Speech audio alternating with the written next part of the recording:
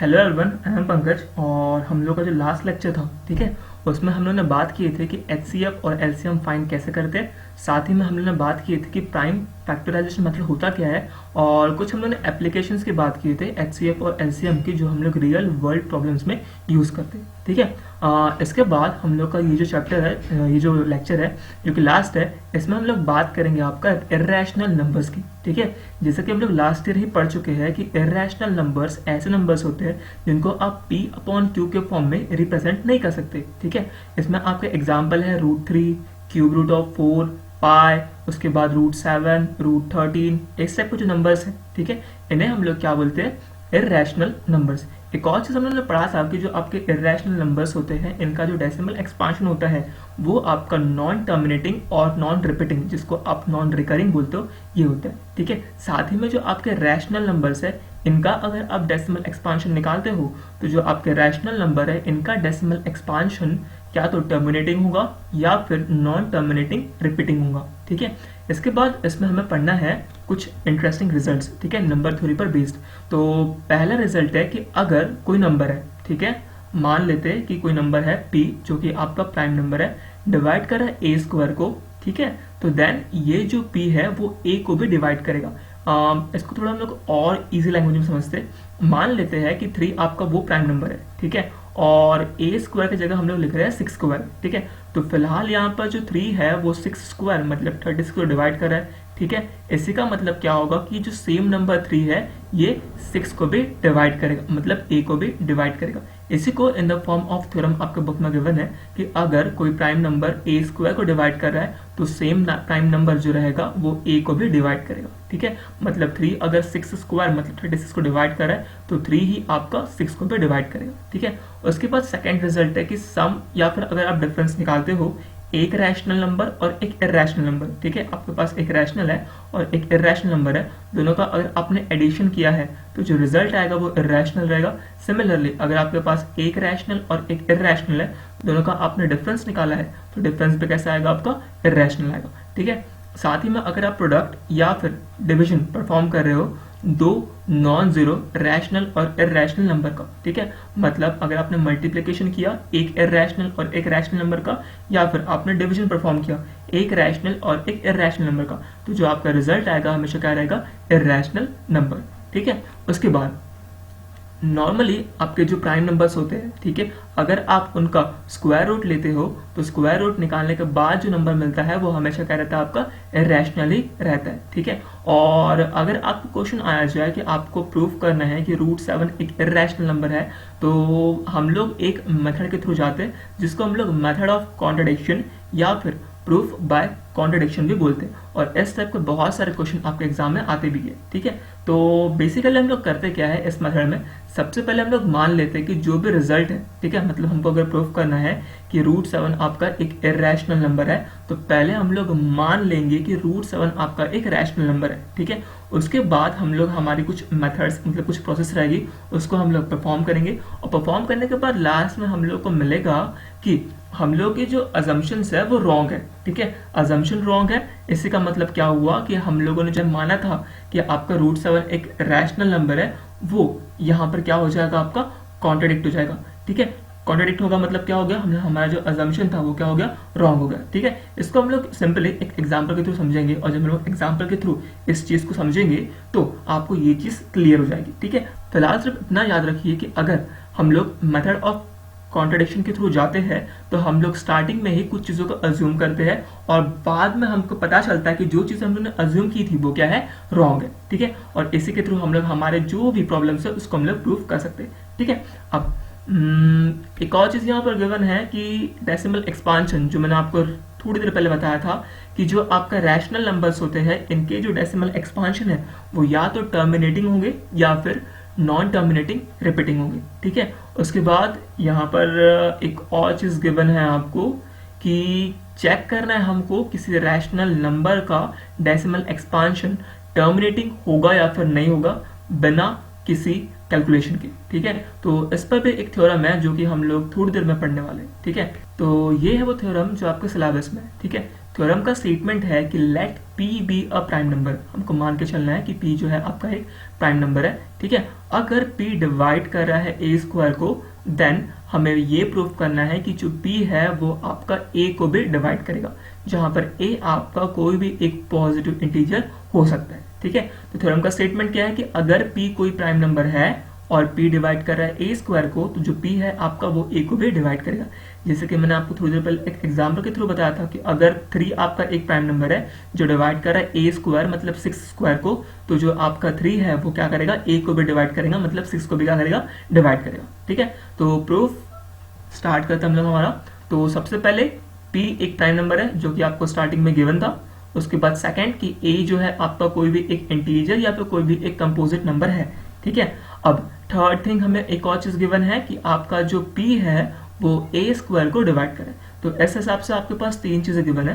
पहली चीज कि p आपका प्राइम नंबर है, दूसरी चीज कि a आपका इंटीजर या फिर कंपोजिट नंबर है जिसे आप एक्सप्रेस कर सकते हो in terms of prime numbers, और थर्ड थिंग आपको गिवन है कि p जो है वो a स्क्वायर को डिवाइड करे, ठीक है। उसके बाद मान लेते हैं कि जो a है जो कि आपका कंपोजिट नंबर या फिर इंटीजर है, इसका जो प्राइम फैक्टराइजेशन है वो कुछ इस टाइप से a is equals to p1 into p2 into p3 up to pn, जहां पर आपके p1 p2 p3 ये सब क्या है, आपके प्राइम नंबर है, ठीक है। अब अगर a का वैल्यू ये है तो a स्क्वायर का वैल्यू क्या हो जाएगा, यही p1 square into p2 square into p3 square up to pn square. Simply मैंने क्या किया कि जो p1 p2 p3 up to pn ऐसे 2 बार लिखा। अगर 2 बार मैं ऐसे लिख रहा हूँ इसका मतलब क्या हुआ, मैं इसे इन टर्म्स ऑफ स्क्वायर लिख सकता हूँ। तो p1 square into p2 square into p3 square up to pn square, ठीक है। तो किया कुछ नहीं है, मैंने सिर्फ क्या लिखा है, prime factorisation of a is equals to p1 p2 p3 up to pn। उसके बाद इसका अगर मैं स्क्वायर करता हूँ तो ऑब्वियसली जो इसके अंदर वाले टर्म्स है इनका भी क्या हो जाएगा, स्क्वायर हो जाएगा, ठीक है। अगर आपका 6 जो है a की जगह आप यूज कर रहे हो, ठीक है, तो उसका प्राइम फैक्टराइजेशन क्या हो जाएगा आपका 2 into 3, ठीक है। सिमिलरली अगर मैं 6 स्क्वायर लिखता हूँ तो उसके अंदर जो 2 और 3 रहेगा उनका भी क्या हो जाएगा, स्क्वायर हो जाएगा, मतलब 6 स्क्वायर इज इक्वल्स टू क्या हो जाएगा आपका 2 स्क्वायर इंटू 3 स्क्वायर, ठीक है। अब नेक्स्ट, अब हम लोग के पास गिवन है कि p जो है वो a स्क्वायर को डिवाइड कर रहा है, ठीक है। p क्या कर रहा है, इस a स्क्वायर को डिवाइड कर रहा है, ठीक है। अगर p a स्क्वायर को डिवाइड कर रहा है, इसी का मतलब क्या हुआ कि जो आपका p है ये a स्क्वायर का फैक्टर हुआ, क्योंकि फैक्टर का मतलब क्या होता है, ऐसा नंबर जो दिए हुए नंबर को क्या करता है, हमेशा डिवाइड करता है, ठीक है। तो मतलब अगर p a स्क्वायर को डिवाइड कर रहा है, इसका मतलब भी क्या हुआ कि p जो है वो a स्क्वायर का क्या हो गया, प्राइम फैक्टर हो गया, ठीक है। इसीलिए p जो रहेगा ये इनमें से ही कुछ कोई एक वैल्यू रहेगा, मतलब p आपका p1 p2 p3 up to pn इसमें से ही कोई भी एक नंबर रहेगा, इसीलिए जो p आपका p है वो a को भी डिवाइड करेगा, ठीक है। फिर से एक बात ध्यान दीजिए कि अगर आपके पास गिवन है कि p डिवाइड कर रहा है a स्क्वायर को, मतलब p क्या हो गया, a स्क्वायर का फैक्टर हुआ। अगर p a स्क्वायर का फैक्टर है, इसी का मतलब क्या हुआ कि ये जो एक्सपांशन है a स्क्वायर का equals to p1 square into p2 square up to p3 square to pn square, इसमें से ही कोई एक वैल्यू p की रहेगी, ठीक है। और अगर p इस a स्क्वायर को डिवाइड कर सकता है तो ऑब्वियसली p जो है आपका वो a को भी डिवाइड करेगा, क्योंकि आपने जो इससे पहला वाला जो लेक्चर था उसमें हम लोग ने बात किए थे एक थ्योरम की, फंडामेंटल थ्योरम ऑफ अरिथमेटिक, जिसमें क्या बोलता है कि हर एक नंबर जो रहता है उसका प्राइम फैक्टराइजेशन यूनिक होता है, मतलब a का जो प्राइम फैक्टराइजेशन रहेगा उसमें जो नंबर्स प्रेजेंट रहेंगे वही नंबर आपका a स्क्वायर के प्राइम फैक्टराइजेशन में भी प्रेजेंट रहेंगे, ठीक है। इसी का मतलब क्या हुआ कि अगर p आपका a स्क्वायर को डिवाइड कर रहा है तो p आपका a को भी डिवाइड करेगा, ठीक है।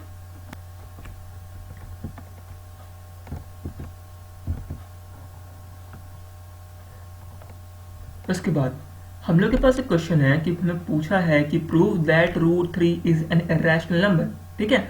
और इस टाइप के जो क्वेश्चन है आपके एग्जाम में काफी बार पूछे जाते हैं, ठीक है।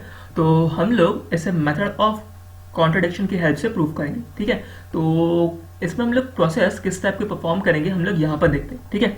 सबसे पहले तो जैसे कि हम लोग जानते हैं कि मेथड ऑफ कॉन्ट्रडिक्शन में हमें जो भी चीज प्रूव करनी है हम लोग उसका जस्ट अपोजिट क्या करते हैं, कंसिडर करते हैं। तो मुझे अगर यहाँ प्रूव करना है कि रूट 3 एक इरेशनल नंबर है, तो सबसे पहले मैं क्या बोलूंगा कि if possible let root 3 is an rational number. So यहाँ पर ए आएगा, root 3 is a rational number, हमें क्या करना है, कंसिडर करना है, ठीक है। अगर रूट 3 आपका रैशनल नंबर है तो ऑब्वियसली क्या हो सकता है, मैं इसे p अपॉन q के फॉर्म में रिप्रेजेंट कर सकता हूँ, ठीक है, क्योंकि रैशनल नंबर का डेफिनेशन ही बोलता है कि ऐसा कोई नंबर जिसे आप पी अपॉन क्यू के फॉर्म में रिप्रेजेंट कर सको।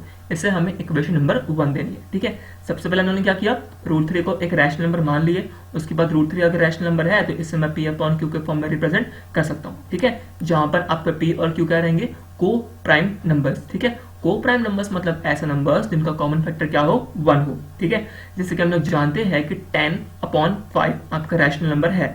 ठीक है, लेकिन ये अपने को प्राइम फैक्टर के फॉर्म में नहीं है, मतलब रिड्यूस्ड फॉर्म में नहीं है। 10/5 को हम लोग क्या लिख सकते हैं, आपका 2/1, ये आपका रिड्यूस फॉर्म है। ठीक है, अब नेक्स्ट कि p और q जो है वो इंटीजर्स रहेंगे जिनका कोई भी कॉमन फैक्टर नहीं होगा अदर देन 1। ठीक है, तो इससे का मतलब क्या होता है कि दोनों क्या है, आपके को-प्राइम नंबर्स है, मतलब इनका जो कॉमन फैक्टर रहेगा वो सिर्फ और सिर्फ क्या रहेगा, 1 रहेगा। साथ ही में जो q का वैल्यू है वो 0 नहीं हो सकता। ठीक है, उसके बाद इक्वेशन नंबर 1 को हमें क्या करना है, स्क्वायर करना है। अगर आप इक्वेशन नंबर 1 को स्क्वायर करते हो तो रूट 3 का स्क्वायर कितना हो गया, 3, p का स्क्वायर कितना हो गया, p स्क्वायर, और q का स्क्वायर कितना हो गया, आपका q स्क्वायर। ठीक है, अब मैं क्यू स्क्वायर को किधर कर इक्वल टू के इस साइड भेज रहा हूँ, तो अगर इक्वल टू के इधर ये डिवीजन में है तो ये इधर क्या हो जाएगा, वो मल्टीप्लिकेशन में, मतलब p square is equal to क्या आ गया, 3 इंटू क्यू स्क्वायर। ठीक है, तो p square is equal to हमने क्या लिख दिया, 3q स्क्वायर। अब यहाँ पर इक्वेशन 2 में ध्यान दीजिए, p square equals to 3q square आया। ठीक है, हम लोग यहाँ से क्लियरली बता सकते हैं कि पी स्क्वायर का वैल्यू कितना है, आपका 3q स्क्वायर। ठीक है, अगर पी स्क्वायर का वैल्यू आपका 3q स्क्वायर है तो इस चीज से हम लोग इस इक्वेशन को देख के क्लियरली बता सकते हैं कि जो पी स्क्वायर है, मतलब जो 3q स्क्वायर जिसका वैल्यू है, ये 3 से डिविजिबल है। तो इसलिए मैंने लिखा है कि since P square is divisible by 3, therefore p is also divisible by 3, जो हमने इससे पहले थ्योरम पढ़ा था उसके हिसाब से। ठीक है, p स्क्वायर का वैल्यू 3q स्क्वायर है, मतलब यहाँ पे 3 प्रेजेंट है। अगर यहाँ 3 प्रेजेंट है तो ऑब्वियसली मैं इसे क्या कर सकता हूँ, 3 से डिवाइड कर सकता हूँ। अगर p स्क्वायर आपका डिविजिबल है 3 से, तो थ्योरम के अकॉर्डिंग जो p रहेगा वो किसको डिवाइड, जो आपका p रहेगा वो भी जो रहेगा 3 से क्या रहेगा, डिविजिबल रहेगा। ठीक है, अब p जो है वो आपका 3 से डिविजिबल है। ठीक है, इतना तो हमें क्लियर हो गया। ठीक है, लेकिन आपका p 3 से कितने बार में डिवाइड हो रहा है वो मुझे नहीं पता है, तो मैंने क्या मान लिया कि आपका जो p है वो 3 से m टाइम्स में डिवाइड हो रहा है। ठीक है, जैसे कि हम लोग जानते हैं कि आपका 12 3 से डिवाइड होता है। ठीक है, कितने बार में होता है, 4 टाइम्स होता है। ठीक है, तो यहाँ पर 4 आना चाहिए, लेकिन मुझे फिलहाल पता नहीं है कि जो p है वो 3 से कितने बार में डिवाइड हो रहा है, तो मैंने क्या कर लिया, यहाँ पर m मान लिया। मतलब अगर मैं 3 को मल्टीप्लाई कर रहा m से तो मुझे जो रिजल्ट है कितना मिलेगा, p मिलेगा। इसलिए p इज इक्वल टू कितना आ गया, आपका 3 इंटू m। ठीक है, अगेन मैंने क्या कर लिया, स्क्वायरिंग बोथ साइड कर लिया। स्क्वायरिंग बोथ साइड के मतलब क्या हो गया, p square is equal to 3 का स्क्वायर 9 और m का स्क्वायर कितना हो गया, m स्क्वायर। ये हो गया आपका इक्वेशन नंबर 3। ठीक है, अब इक्वेशन 3 से और यहाँ पर आपका जो इक्वेशन 2 है, दोनों में p स्क्वायर जो है वो कॉमन है। इसमें क्या है, p square is equal to 3q square, और इधर क्या है आपका p square is equal to 9m square. दोनों के अगर लेफ्ट हैंड साइड इक्वल है तो ऑब्वियसली जो राइट हैंड साइड है वो भी क्या हो जाएंगे, इक्वल। मतलब 3q स्क्वायर इक्वल टू क्या आ जाएगा, आपका 9m स्क्वायर। अब दोनों में 3 कॉमन है तो 3 इधर गया, 9 को 3 टाइम्स में काटा तो मतलब q square is equal to कितना आ गया, आपका 3m स्क्वायर। मतलब दोनों ही साइड में 3 से क्या किया है, डिवाइड किया, क्योंकि 3 कॉमन था। तो अब मुझे क्या मिला, q square is equal to 3m square. Again यहाँ पर जो q स्क्वायर का वैल्यू है वो कितना है, 3m स्क्वायर। मतलब ये भी आपका 3 से क्या है, डिविजिबल है। मतलब q square is divisible by 3। अगर q स्क्वायर आपका 3 से डिविजिबल है तो थ्योरम के हिसाब से जो q रहेगा वो भी क्या रहेगा, 3 से डिवाइड होगा। ठीक है, इसका मतलब क्या होगा कि 3 जो है आपका p को भी डिवाइड कर रहा है और 3 जो है आपका q को भी डिवाइड कर रहा है। लेकिन हम लोगों ने स्टार्टिंग में ही माना था कि p और q कैसे है, को प्राइम नंबर है, इनका 1 के अलावा कोई भी दूसरा कॉमन फैक्टर नहीं है। लेकिन हम लोग को यहाँ पर क्या पता चल रहा है कि 3 जो है वो p और q दोनों को डिवाइड कर रहा है, मतलब 1 के अलावा 3 भी एक कॉमन फैक्टर है। ठीक है, p और q का, और इसीलिए हमारा जो अजम्पशन था कि p और q आपके कॉमन को प्राइम नंबर्स है, मतलब उनका कॉमन फैक्टर सिर्फ और सिर्फ 1 है, वो क्या हो रहा है, कॉन्ट्राडिक्ट हो रहा है। कॉन्ट्राडिक्ट हो रहा है मतलब क्या हो रहा है, गलत हो रहा है। हम लोग का अजम्पशन यहाँ पर क्या हो गया, कंप्लीटली रॉन्ग हो गया, और हम लोग का अजम्पशन यहाँ पर कंप्लीटली रॉन्ग हो चुका है। इसीलिए जो आपका रूट 3 ये क्या है, आपका इरैशनल नंबर, ये आपका रैशनल नंबर बिल्कुल भी नहीं हो सकता, क्योंकि हम लोग के जितने भी असम्पशंस थे सब के सब क्या हो गए, रॉन्ग हो गए। इसलिए आपको लास्ट में यहाँ पर लिखना पड़ेगा कि This contradict our assumption that P and Q have no common factor other than 1. This contradiction has arisen because of our incorrect assumption, which is √3 is a rational number. ठीक है, तो इस टाइप से आप किसी भी नंबर को irrational proof कर सकते हो by the method of contradiction. ठीक है, इसके अलावा एक और थ्योरम आता है आपका जो हमें यहाँ पर पूछा जाता है, वो ये है कि कहा गया कि let x be a rational number. ठीक है, आपका x एक रैशनल नंबर है, मतलब आप इसको p अपॉन q के फॉर्म में रिप्रेजेंट कर सकते हो. ठीक है, whose decimal expansion terminates, और उसका जो डेसिमल एक्सपांशन है वो क्या हो रहा है, टर्मिनेट हो रहा है. ठीक है, then x can be expressed in the form of p upon q where p and q are coprime numbers. ठीक है, उसके बाद अगर इसका डेसिमल एक्सपांशन खत्म हो रहा है, इसका मतलब इसको आप p अपॉन q के फॉर्म में रिप्रेजेंट कर सकते हो, और p और q कैसे आपके को प्राइम नंबर है, और जो प्राइम फैक्टराइजेशन रहेगा q का.